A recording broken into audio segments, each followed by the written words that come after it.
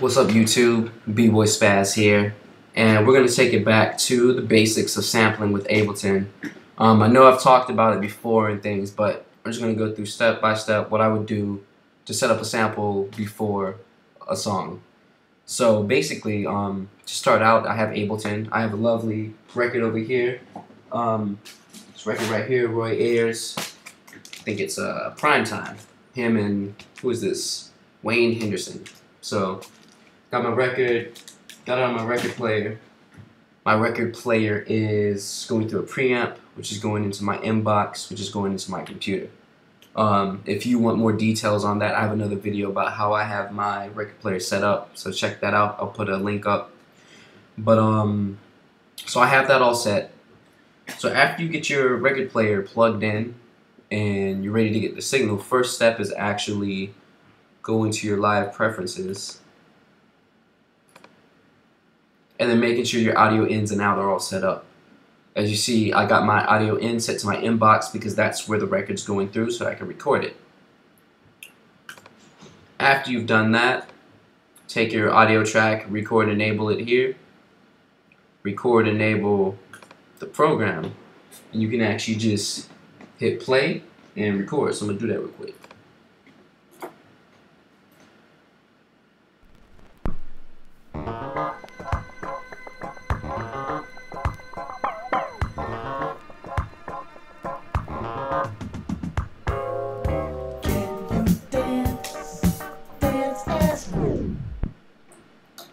So I'm going to keep this simple. I'm not really going to chop this up that much. But basically, after you've recorded what you wanted, which I have here, lovely little sample, you have to get it prepped and ready for chopping, which involves warping.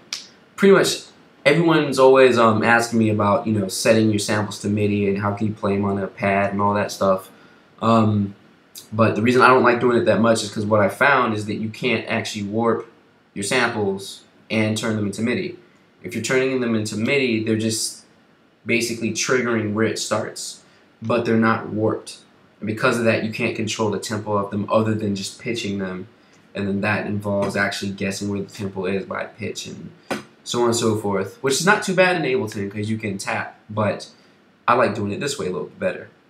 So as you see, here's what I recorded. Here's it down at the bottom. I double-clicked it to get it down there, and so this song has a pickup in it. So it's one, and that's where one starts. So that is one, and I can see it here actually. Now in Ableton 8, because of the warping is different, you actually get these little markers based on the transients in your WAV file. So it makes it a little bit easier sometimes to find where the beats actually hit. So I know because of these little lines, those are where Ableton thinks transients are. And when I scroll on it, I get this little gray box, and that's my warp marker. So this was beat 1.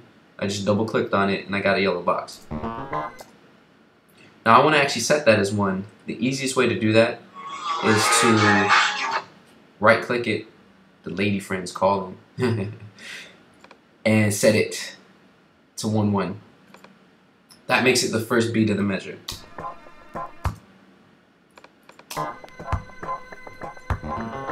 Now basically I'm going to want to go through the rest of the song and set up these markers on the first beat of every measure so that I know where my tempo is. So we're going to do that real quick. 2. There's another one. 2. 3. 4. And then now, since I have my warp markers, I'm going to want to move them to the beat that they're actually on. Move this end down because I don't need this stuff at the end, and there it is. Now my sample's in tempo with what Ableton wants. Now I can do things like repitch it, turn it up if I need to, slow down the tempo, which will pitch everything.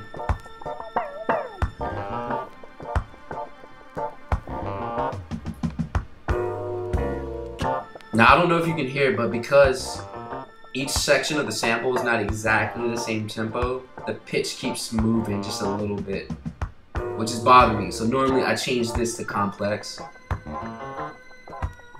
and then I'll pitch it to around where repitch would have it, because then the sample's gonna sound a little bit more natural. You can do stuff like reverse it.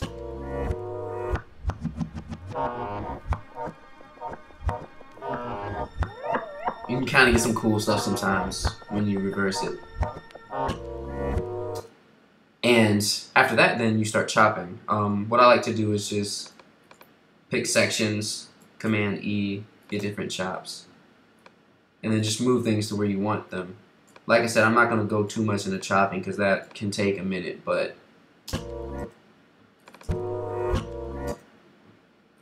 like I could take this, half time it, or no, double time, so it's longer.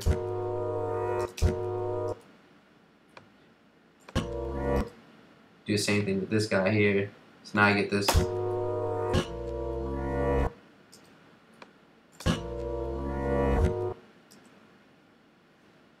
And then you can just start copying and pasting stuff. You can do whatever you want to, basically.